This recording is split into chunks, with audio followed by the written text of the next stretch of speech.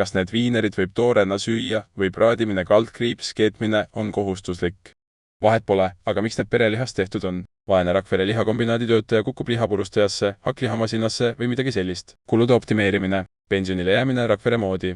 On see ikka vabapidamisviiner? On ketis neid ei hoitud, nägin kui Uugametsad aga Karjamaal vabalt ringi hüppasid. Praadides on viiner praetud, keetes on viiner märg. Ilma on viiner külm. Toores oli see viiner laboris.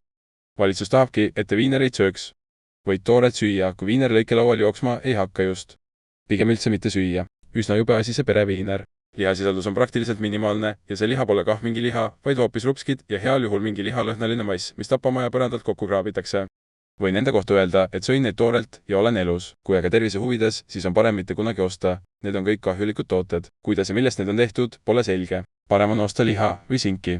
Me harva mäletame tervise väärtust, aga kui oleme haiged, on meie ainus soov tervist tagasi saada. Püüan vorstidest, krõpsudest, maiustustest ja küpsetistest loobuda.